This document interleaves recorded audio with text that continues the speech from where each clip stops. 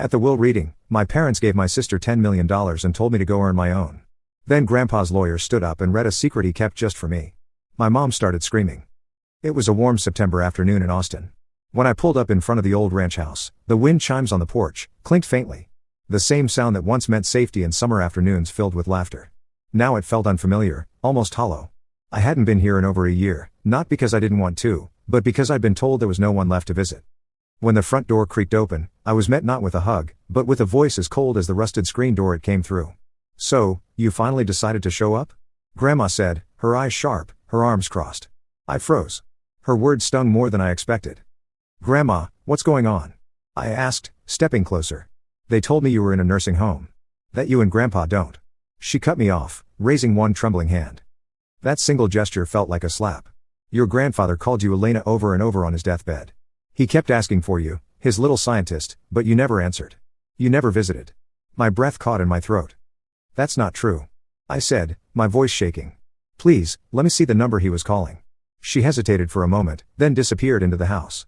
When she returned, she was holding a small notepad, the corners worn, the pages slightly curled. She handed it to me. I recognized Grandpa's handwriting instantly, but the number on the page wasn't mine. Not even close. "This isn't my number," I whispered. "I've had the same one since high school." Her brows furrowed. "They told us you changed it when you went off to college," she said, her voice quieter now. "Said you didn't want to be bothered. That you wanted space. That you were ashamed of us." "No," I said, stepping back, my legs suddenly weak. I grabbed the porch railing for support. "Grandma. I came home last spring break. I came here. Vanessa was here. She said no one was home." Grandma's face turned pale. "We were here. We've always been here." "Elena. What are you saying?" "They lied to me," I said, anger rising in my chest, like a wave. "They told me you and Grandpa had been moved to a care facility out in Cedar Ridge. They said visitors weren't allowed because of quarantine. That it was best I stayed away and focused on school." Her lips parted, but no sound came. She looked as if the wind had been knocked out of her. "They said, you didn't want to see us." She finally whispered, "That you said you had a new life now. That we didn't belong in it." A bitter laugh escaped me, sharp and shaky. "I never said any of that. They cut me off from you on purpose. They didn't even tell me Grandpa was sick until it was too late. They told me the funeral was at 1 p.m. today. I got to the church and it was empty." She blinked slowly and sat down on the porch swing like her knees could no longer carry her. "The funeral was at 9 a.m., she murmured, realization dawning across her face like a shadow. They told everyone you didn't show. That you didn't care." I swallowed the lump in my throat. I would never miss his funeral. Never. He was the only one who believed in me. The porch blurred as my eyes filled with tears. Without thinking, I dropped to my knees beside her and buried my face in her lap. For a long time we said nothing. Only the wind spoke, whispering through the trees like it, too, carried secrets. "He died." Thinking I didn't care, I sobbed. "We know the truth now," Grandma said softly, stroking my hair like she did when I was little. "We know, Elena." Grandma wiped her tears with the edge of her sleeve, then looked at me with a steadiness I hadn't seen in years. The sadness in her eyes hadn't disappeared, but now it was laced with something sharper. Resolve. She stood slowly, brushing imaginary dust from her skirt, then walked into the house. I followed her in, unsure of what came next. In the living room, everything was exactly as I remembered, except the air. It was heavier now. She picked up the phone from its cradle by the kitchen wall. The old rotary phone clicked as she dialed, each number a deliberate choice that couldn't be undone. I watched her fingers, noticing how the skin had thinned over the years, the blue veins more prominent now beneath the surface. Yet there was nothing fragile about the way she held herself. The grief had hardened into something else, determination. Her fingers trembled slightly as she dialed, but when she spoke her voice had returned to that unshakable firmness I remembered from childhood. "Betty." "Yes, it's me," she said flatly. "I need you, Jacob, and Vanessa to come over. Right away." I heard a muffled voice on the other end. Grandma cut in before it could finish. "No, it can't wait. I'll be expecting you within the hour." She hung up without saying goodbye. Then, she turned to me. "The lawyer is on his way too," she said, her voice calm, but underneath it, something was burning. "Your grandfather. He left some things that need to be read aloud in front of everyone." I didn't say a word. I only nodded. I wasn't ready for what was coming. But I had nothing left to lose. An hour later, the doorbell rang. "Stay in the kitchen until I call you," Grandma said, placing a gentle hand on my shoulder. I sat at the small kitchen table, the one where Grandpa used to drink his morning coffee while reading science articles I'd clipped out for him. Through the wall, I could hear their voices, Mom's overly cheerful tone, Dad's calculated politeness, Vanessa's trademark bored sigh, then silence, and finally, Grandma's voice, clear and cutting. "Please everyone take a seat. Mr. Cullen Reeves is here to read David's will. That was my cue. I stepped into the living room. All three heads snapped in my direction. My mother's fake smile faltered. My father's face went ghostly pale. Vanessa's lips parted, but no sound came. I could see the calculations, spinning in their minds. Why was I here? Why had Grandma invited them under false pretenses? The living room felt smaller than I remembered. The faded floral sofa where my grandmother now sat, the armchair where my father perched uncomfortably, the antique coffee table with water rings from decades of iced tea glasses, it all seemed to shrink in the presence of what was about to unfold. The air was thick with unspoken accusations, with secrets about to surface. Mr. Reeves opened his briefcase, slowly, and pulled out a thick envelope. The kind that didn't just contain legal instructions, but secrets, too. He cleared his throat. I, Walter Dawson, being of sound mind and clear intention, declare this to be my last will and testament. The room went utterly still. Mr. Reeves continued reading. To my beloved wife, Helen Dawson, I leave our family home and a lifelong financial provision for her care and comfort. Grandma's expression didn't change. She already knew. To my granddaughter, Elena Dawson, I leave the newly constructed research facility at 482 Pine Ridge Lane, including all laboratory equipment, intellectual property rights to any ongoing projects under my sponsorship, and the funds required for continued development and staffing. The room cracked. It was subtle at first. A sharp inhale from Dad, the twitch of Mom's eye. But it was Vanessa who broke the silence. You've got to be kidding me. Her voice shook with fury. You gave her the lab? The whole damn facility. Mr. Reeves didn't flinch. And finally, the remainder of my estate accounts, assets, and investments shall be divided equally between my two granddaughters, Elena and Vanessa Dawson. The silence that followed was loud. Vanessa stood up so fast her chair screeched against the wooden floor. Her face was red. Her lips curled in disbelief. This is insane. No. No. I was supposed to get everything. That's what you said. She turned on her parents, voice cracking. You promised. You told me if I visited him, acted like the good granddaughter, played along, everything would be mine. I stared at her, frozen. They'd made her act, lie, manipulate a dying man for money. And she'd done it willingly.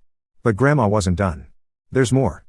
She said coldly, reaching into the drawer beside her and pulling out a folded letter. Her hand shook as she passed it to Mr. Reeves. Walter wanted this read, too. Mr. Reeves unfolded the letter slowly, careful not to tear the brittle edges. The paper had yellowed, slightly, but Grandpa's handwriting remained bold and firm, as if he had written every word with unwavering clarity. He cleared his throat before reading aloud. To my dearest Elena, if this letter is being read, it means I'm no longer by your side. And though that thought breaks my heart, I hope these words carry some of the love I couldn't show you enough in life. You were always different, not in a way that needed fixing, but in a way that made the world richer. While others chased noise, you searched for truth. While they performed, you observed. You were my little scientist. My pride. My legacy. A sharp breath caught in my throat. I could already feel my mother's stare burning into me, but I didn't look her way. I watched you grow up with questions in your eyes no one around you seemed interested in answering. I saw the way you clutched your little notebook at 7 years old, recording how long it took rain to fill a glass jar. I saw how your joy dimmed every time your mother brushed you off, every time your father changed the subject. And I watched helplessly, as your brilliance made them uncomfortable, because they could not understand it, and worse, because they never tried. Vanessa shifted in her seat. Mom crossed her arms. Dad looked away. Vanessa was always louder. Easier to praise. More comfortable for them to parent. And so, they poured everything into her. Attention, affection, money. I don't blame her entirely for the way things unfolded. She played the part they wrote for her. But, you, Elena, you built your own script. That took courage I admired more than you ever knew. A tear slipped down my cheek. Grandma reached for my hand, gently squeezing it. I remember once, after you won your first regional science competition, your parents didn't even come. They were at Vanessa's dress rehearsal.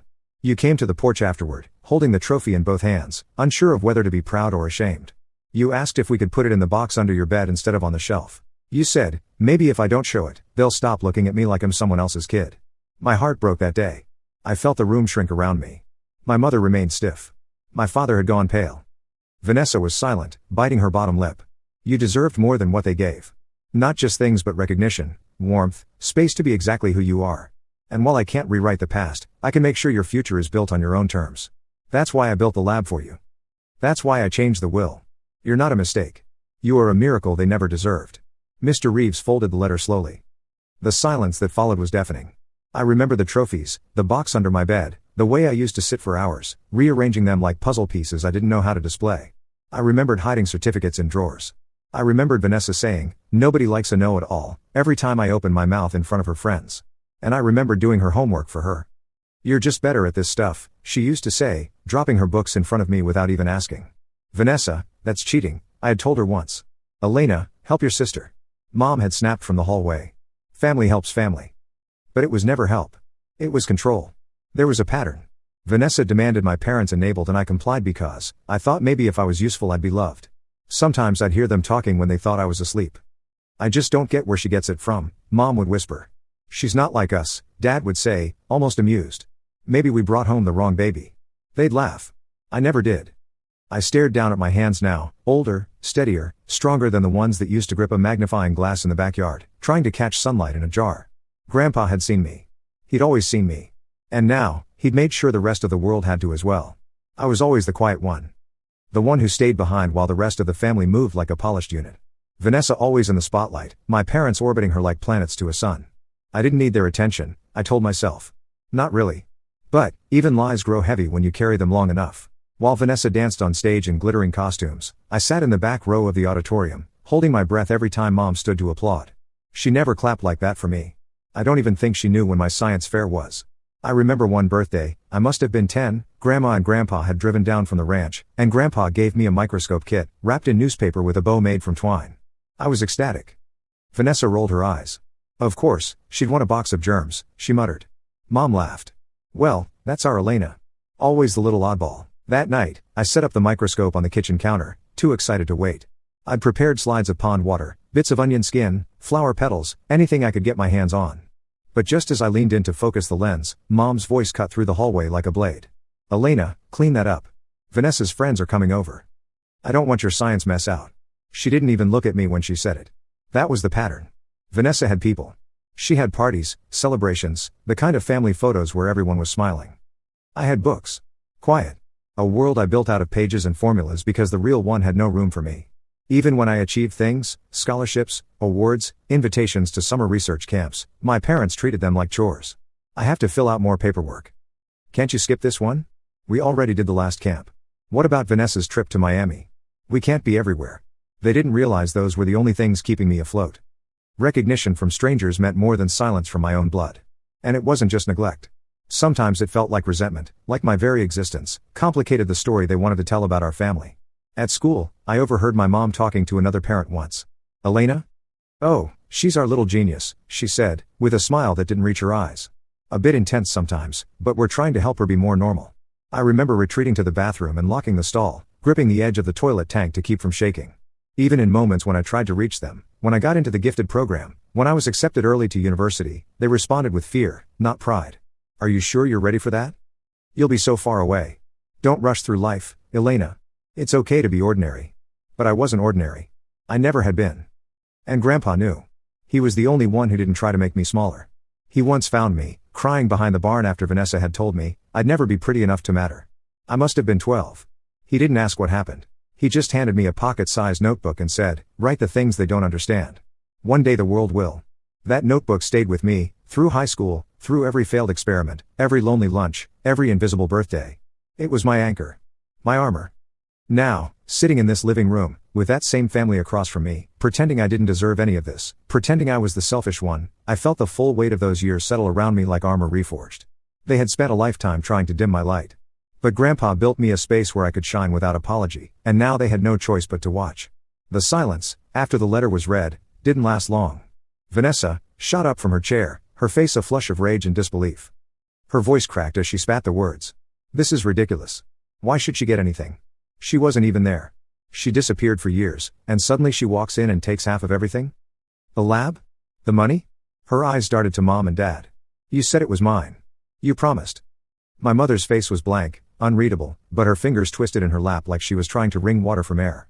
We had an understanding, Vanessa continued, her voice rising with every word. I did what you asked. I played the role. I visited him when you told me to. I said all the right things. I was the perfect granddaughter. Her voice cracked. You made me beg a dying man for his favor. That sentence hung in the air like smoke, after a gunshot. Even Grandma blinked. And now I'm supposed to just share? Vanessa let out a dry, bitter laugh. With her. I looked up, slowly, meeting her eyes for the first time since I entered the room. I had no anger left, no fear, just clarity. You didn't visit him because you cared, I said quietly. You visited because you were told there'd be a reward. Vanessa froze. You never spent hours with him talking about books or experiments or his garden, I continued, my voice calm. You never sat by his hospital bed unless someone told you to. I may have been locked out by lies, but at least, I was honest about how I loved him. Enough. Mom snapped, standing abruptly. This is not the time to lecture your sister, Elena. You don't understand the pressure we've all been under. Pressure? I repeated, nearly laughing. You mean the pressure of hiding the truth? Of isolating me from the only people who supported me? Dad stood, straightening his shirt collar like he was preparing for a boardroom meeting. Elena, let's be reasonable, he said smoothly. Think about what you're doing. You've already had your education fully paid for. All those science camps, the competitions, the international travel. Do you know how much that cost us? The room tilted. My breath caught, then steadied. You didn't pay for any of that, I said, voice low but sharp. Grandma and Grandpa did. Every application fee, every plane ticket, every piece of lab equipment. It was all them. Not you. Dad opened his mouth but I cut him off. You made it clear from the start I wasn't your priority. You made that very clear. That's not the point, Mom snapped. Family means sacrifice. Vanessa needs this more than you. If you want to honor your grandfather's memory, you'll sign over your share. Grandma stood now. Slowly. Her hands trembled, but her voice did not. How dare you? She said, her voice so sharp the air seemed to thin. How dare you stand here in the house my husband built, and speak of sacrifice? Mom blinked. Helen, no, Grandma snapped. You deceived him. Manipulated him. You lied to his face while he was dying. And now you have the nerve to speak of family. She turned to Vanessa. You may have played your role, girl, but it was never love. It was a transaction. And, I'm ashamed to say, I didn't see it sooner. Vanessa's face twisted, but she said nothing. Grandma took a breath. Her hand gripped the armrest of her chair with quiet fury. I only regret that David left you anything at all. Then, she turned toward the door. Leave, she said, her voice steady. All of you. You're not welcome here. No one moved. So she raised her voice, not in volume, but in conviction. Now. Mom tried to reason. Helen, we're family. Not anymore, she said. Vanessa stormed out first. Hills clacking like gunshots on the wooden floor. My parents followed, muttering something about legal challenges and reconsideration. But they left. And for the first time in my life, they couldn't take anything with them.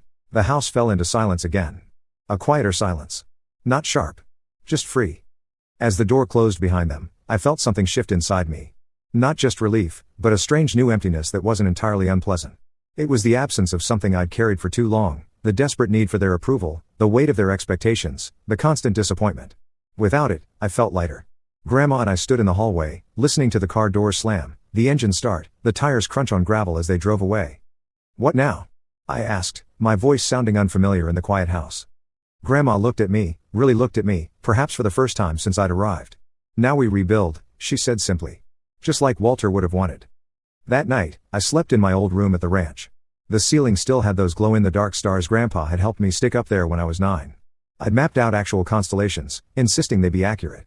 I remembered him standing on a chair, patiently following my instructions while I consulted my astronomy book. Move Orion's belt 2 inches to the left, Grandpa. I'd called out, so serious about it all. In the darkness, those plastic stars still glowed, faint but persistent. Like memories that refuse to fade, even when everything else changes. It's been 6 years since that day. 6 years since the front door slammed behind my parents and sister. Their angry footsteps echoing off the porch, like the last remnants of a storm finally blowing out to sea. I haven't spoken to them since. Sometimes their names pop up on my phone, unknown numbers, recycled emails, friend requests through fake accounts, but I delete them all without opening. I don't need to hear their apologies, not when they're only born of absence. They made their choice. And so did I. The lab Grandpa left me, my lab, grew from a private research space into something real, something that mattered. We named it the Walter Dawson Innovation Center, and we didn't just keep his name alive. We honored his faith. We specialize in sustainable agricultural technologies, micro-irrigation systems, adaptive crop genetics, eco-friendly pest management. Things that once lived in the margins of science fairs, now, make their way into struggling farms across the state. Last month, I stood on a stage in San Francisco accepting a national grant for innovation in climate resilience. I wore a navy blue suit and my mother's silence like armor. The crowd clapped. The spotlight didn't blind me. I looked into it and didn't flinch. And beside the stage, framed under the foundation's logo, was a photo of Walter Dawson, smiling in front of a field of sunflowers. The caption read, "For the dreamers who invest in those the world overlooks." Somewhere I think you saw it. The path wasn't always easy. There were nights I doubted everything, myself, my abilities, whether I could really build something from scratch without falling apart. There were failed experiments, grant applications rejected, moments when the weight of Grandpa's expectations felt too heavy to carry. But each time I faltered, I remembered his words, write the things they don't understand. One day the world will. And slowly, The center grew. First, it was just me and 2 graduate students working out of what was essentially a converted barn with state-of-the-art equipment that seemed almost comically out of place among the wooden beams. Now, we have a staff of 27 researchers, 4 departments, partnerships with 3 universities, and field sites in 12 counties across Texas.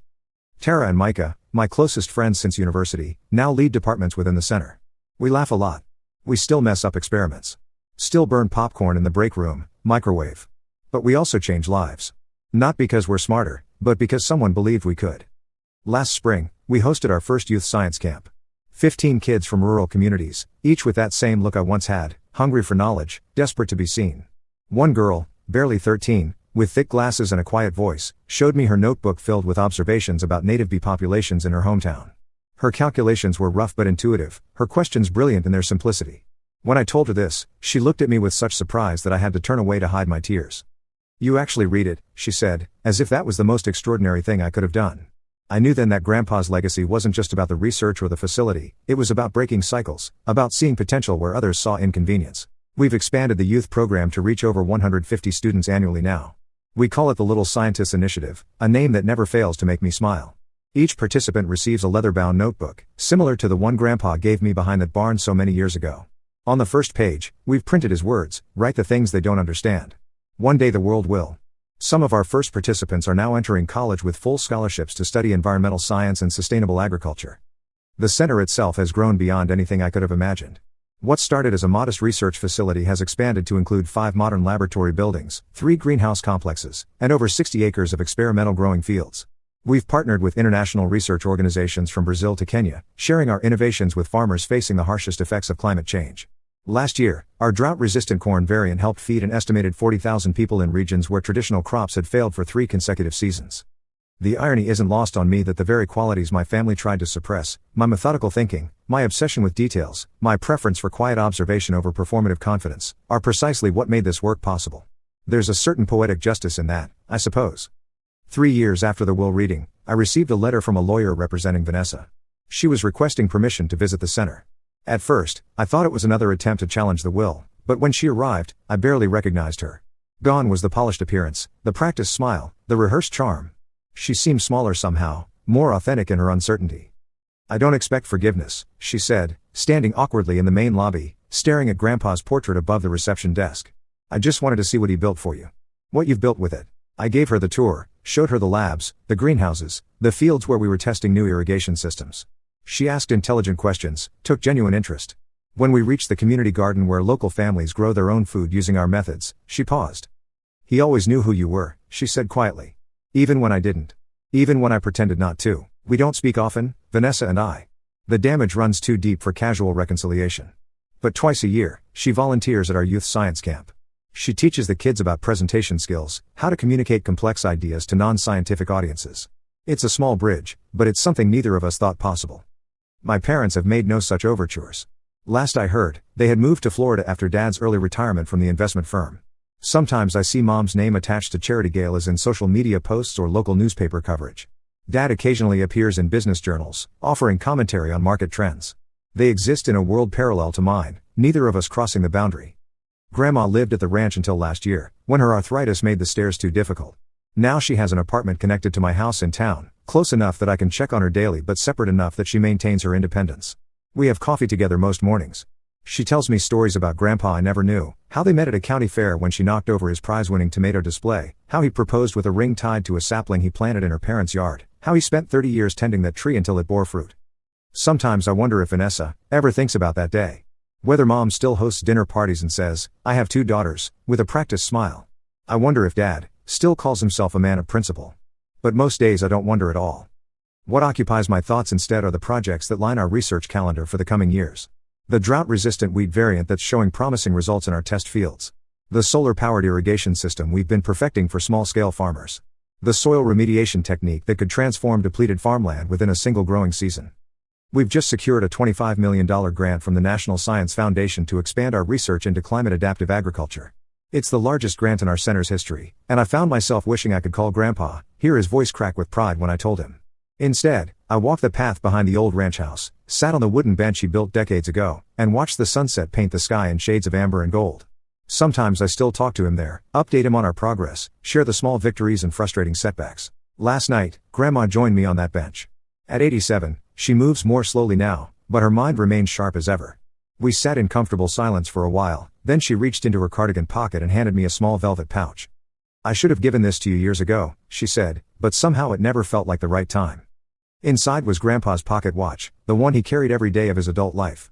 The silver case was worn smooth from decades of handling, the initials WD engraved on the back nearly faded away. When I opened it, I found something unexpected, a tiny photograph carefully cut to fit inside the lid. It was a picture of me at my first science fair, beaming next to my display on Honeybee Communication. "He carried you with him," Grandma said simply. "Every day." I've placed the watch on my desk at the center, where the morning sun catches it just right, sending little circles of light dancing across my research notes. It reminds me that legacy isn't measured in dollars or accolades, but in the quiet certainty that someone believed in you enough to invest in your potential. Our latest research project focuses on something Grandpa always talked about: finding ways to help small family farms survive in an increasingly corporatized agricultural landscape. We've developed a cooperative model that allows independent farmers to share resources, knowledge, and market access without sacrificing their autonomy. The pilot program launched in 3 counties last year, and already we're seeing families who are on the verge of selling their land finding new paths to sustainability. When I walk through those farms now, watching children help their parents implement our irrigation systems or test soil samples using our simplified field kits, I see the future unfolding in real time. I see families staying together, communities remaining intact, knowledge passing from one generation to the next, not despite change, but because of it. Yesterday, I was rearranging one of the old bookcases in the lab's library, something I hadn't touched in years. Tucked inside a battered copy of The Nature of Things, I found a photograph. I knew the moment I saw the faded edges. It was me, maybe 8 years old, crouched in the grass behind the barn, holding a magnifying glass up to a beetle on a leaf. Grandpa stood beside me, pointing to something in the distance. We were both smiling. On the back of the photo in his careful, deliberate handwriting, he had written, "My little scientist will change the world someday." I sat there for a long time, holding it like something sacred, because now I know he was right.